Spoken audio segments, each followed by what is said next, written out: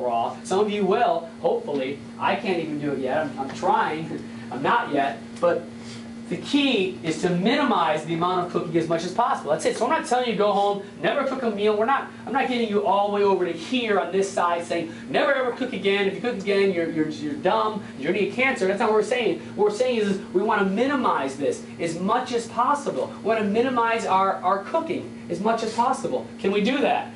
Yes, we got to start eating raw foods. And you're going to think about this now. I mean, I didn't want to eat anything last night. Rahman was over yesterday. She's been reading all this stuff with me. I'm like, read this, do this. And she's been highlighting and reading and studying all of this with us. And so she's like, we couldn't eat anything almost for 2 or 3 days just because you're like, only raw, give me more raw. And it's great. And it's great for those of you who may even know some of this to hear this every single week or every 2 weeks. To watch these videos. That once this is done, we're going to have it in audio. Put it in your car. Keep listening to this and listening to this. Because this is what you need to keep feeding you subconsciously as well as consciously so you can make better decisions. Because you will go home, I will guarantee a lot of you won't be able to make it and go to fast food tonight after we talk tonight.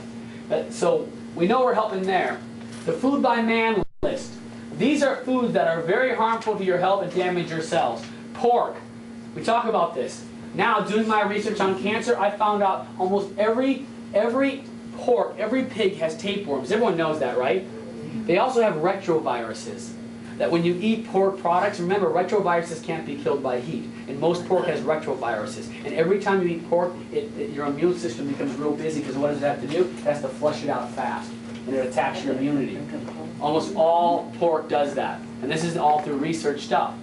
And so why we know that? Go watch out now. If you're getting, I guess, some organic pork that's never had a tapeworm, I don't know if they have, but most of them have that. So we got to be real careful with pork. Shellfish, every one of you know that. Shellfish are full of pollutants. The only reason why shellfish are in the ocean is to do what? Clean the ocean. Because imagine this, and I think I explained it to you guys the other night on shellfish, but what are the fish swimming in?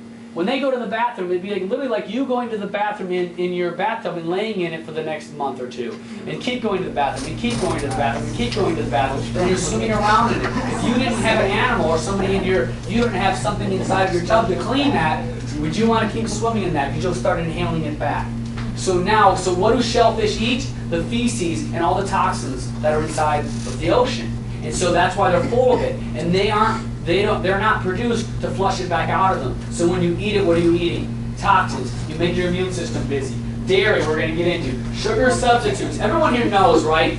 I don't care if you have diabetes or whatever, you have your diabetes and you're going to use stevia. You don't ever, ever, ever touch anything in the pink or yellow or orange packets, ever. Those are neurotoxins. They're toxic to the nerves. They kill the body. They create toxicity right into the cells at a cellular level. And you will. The problem is you won't probably get cancer because you'll die of something else faster, which are more brain type of diseases. And it creates severe Parkinson's type diseases, and it goes right up to the messes with the brain. They know this through every research there is. And so, hydrogenated oils. We talked about this hydrogenated oil stuff. How dangerous hydrogenated oils are. That we do not cook in any oil except for what if we're going to cook? What? No olive oil. Olive oil is not heat resistant. Coconut oil. Coconut oil is not heat resistant, so it keeps its structure. Every else oil there is, if you cook in any other oil, it creates acrylamide, which is what? A cancer-causing agent. It's carcinogenic. Every oil if you cook it. The only oils that you're allowed to ever have are olive oils, there's a few other like sunflower oils and stuff, or coconut oils. That's it. The only thing you cook in is coconut oil. And that